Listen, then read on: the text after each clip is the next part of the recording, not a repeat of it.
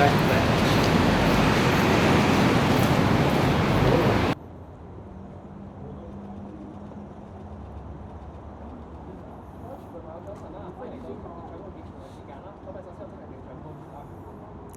家早晨，剛剛咧我同太太咧係投完票啦，整個過程係好順暢嘅。票站嘅人員咧係好投入，態度好好，解釋得好清楚。我哋好快咧就投完票啦。整個過程係方便嘅，為咗方便大家投票咧，今次政府係推行咗多項措施。包括咧，我哋係延長咗投票嘅時間。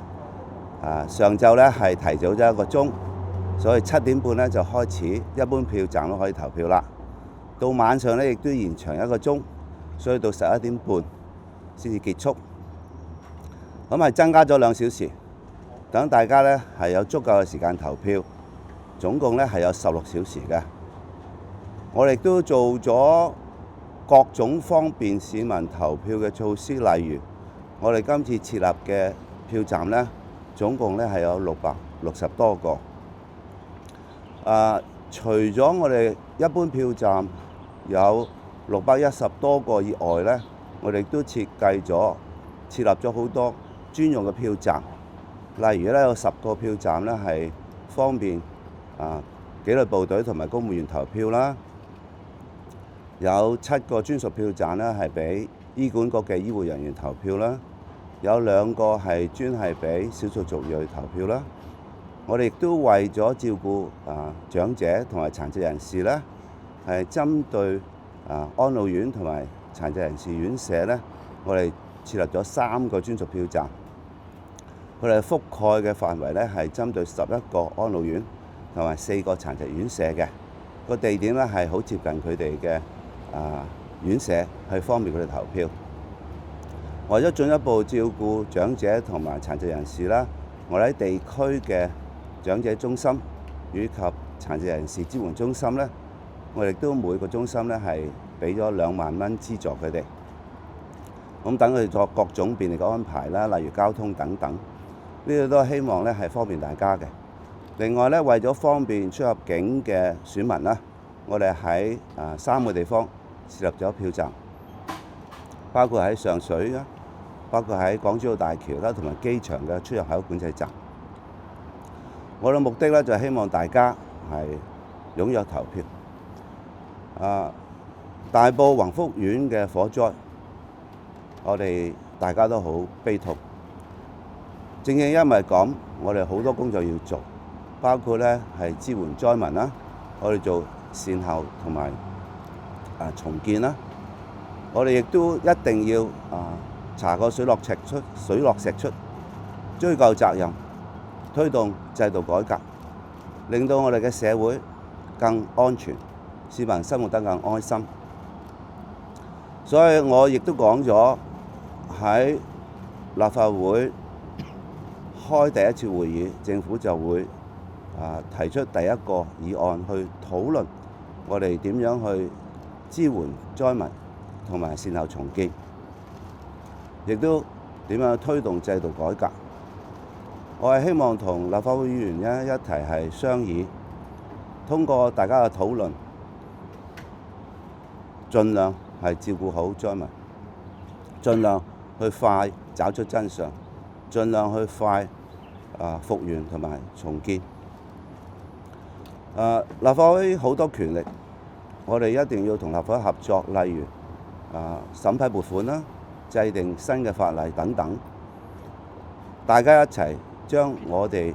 喺現有制度嘅一啲漏洞去填補阻塞，鞏固我哋嘅整體城市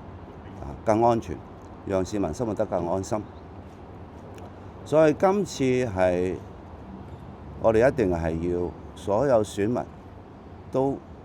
今日出嚟投票，因為呢一票係代表我哋推動改革嘅一票，係代表我哋守護災民嘅一票，亦都係代表我哋凝聚力量、共同前行嘅一票。多謝大家。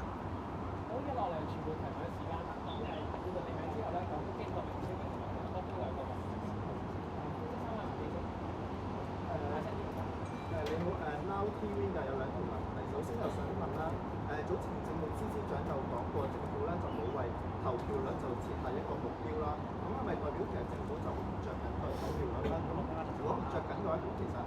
政府最重視嘅係啲乜嘢咧？咁第二個問題係想問翻黃福苑嘅火災啦。咁政府就設立咗個獨立委員會啦，其實就主要想盡快有個調查結果出嚟啦。咁特首你會唔會承諾其實喺你個任期結束之前會公布呢一個結果啦？咁如果會嘅話咧，會唔會授權一個獨立委員會有一個調查權去介入咧？唔該。今日投票係重要嘅，剛才我都講述過啦。今日投票嘅意義，所以係希望所有選民都參與，呢個係我哋嘅目標。我哋喺選舉前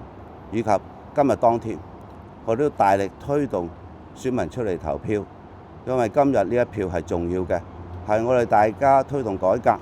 我哋大家守護災民，同埋大家凝聚力量共同前進嘅一票，亦都係選好立法會咧，令到我哋更多事情可以做，無論係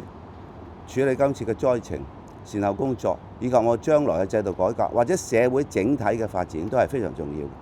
所以係希望每位都出嚟參與。我哋嘅目標就係大家都出嚟參與，推動大家出嚟參與，越多人參與越好。越多人參與，正正就係各位對於香港社會嘅期望，因為履行好自己嘅公民責任同埋義務咧，係我哋共建香港非常重要嘅一部分。所以係希望每一位都出嚟投票參與。另外咧，我係非常重視要查出真相、追究責任，所以我係提出咗成立獨立委員會，由法官去做主持。我而家係物色緊法官，已經同首席法官去商討緊呢件事。當物色到法官之後，我會同呢一位法官呢係商討點樣可以既係查到我哋嘅真相、高效，亦都係點樣推動到整個制度改革。因為喺委員會裏邊所揭示出嘅不同問題呢，將會係我哋重點改革同埋追究責任嘅重要部分。我一向都係心急人，所以會盡快同我哋物色到嘅法官呢係會商討呢方面嘅事。呢方面嘅事情，當我哋有咗決定呢，好快就會同大家公佈嘅。我重複我嘅目標，一定要查個水落石出，追究責任，追究到底。要負責任嘅人就要負責。我希望高效處理到所有事情，所以喺程序裏邊，我哋做到公平公正。我哋喺揾到事實真相同埋各個環節需要改善嘅地方，我哋亦都唔會等所有嘅結果出嚟，會逐步去跟進。希望所有嘅事情呢係喺最快嘅時間，令到我哋整個社會更安全，市民生活得更安心。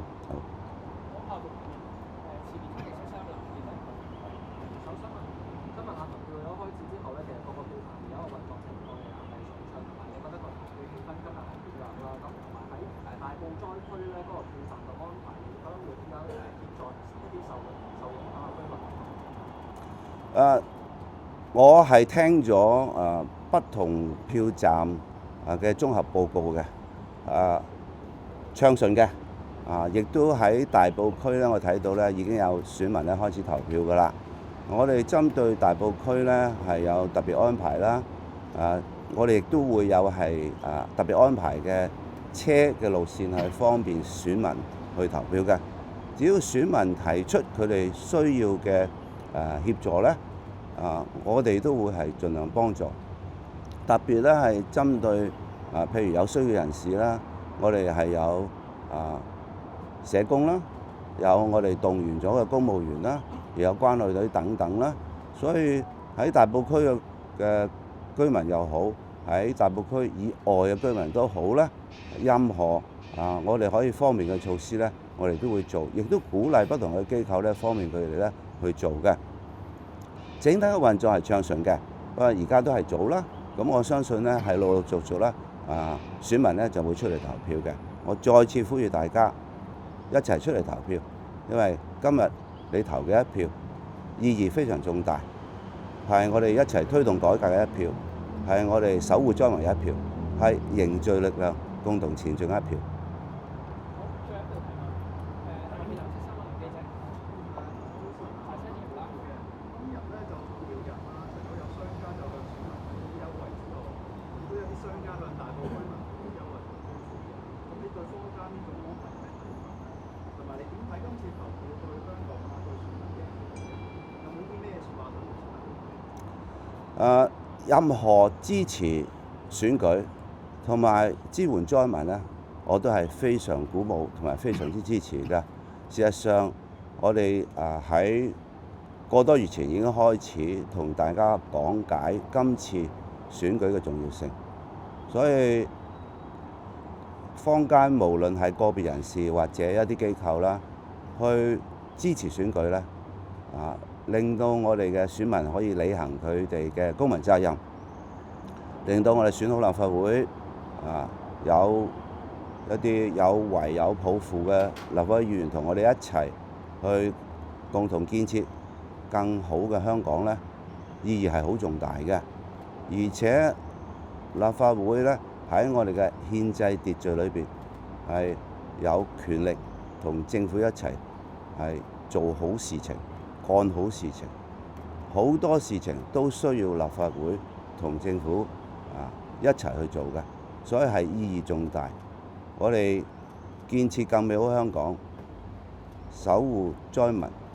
都係要經過立法會嘅力量。所以任何支持選民出嚟投票、鼓勵佢哋或者支援災民呢，我都係支持。另外，今日投票嘅意義係重大，我再重複一次，立法會議員，我哋係會積極同佢配合同埋商討不同支援災民同埋制度改革、復原重建喺呢方面呢，係要緊密合作嘅。所以我哋建設更美好香港，今日必須要出嚟投票，利用好你手頭嘅一票，你認為最適合嘅議員去代表你，去令到我哋香港無論係災情，無論係我哋嘅復原重建，或者其他方面，我哋建立香港嘅經濟發展同埋改善民生方面嘅舉措呢，今次大家出嚟投票，去選出你認為最適合嘅議員，可以大家一齊努力共建香港。多謝大家。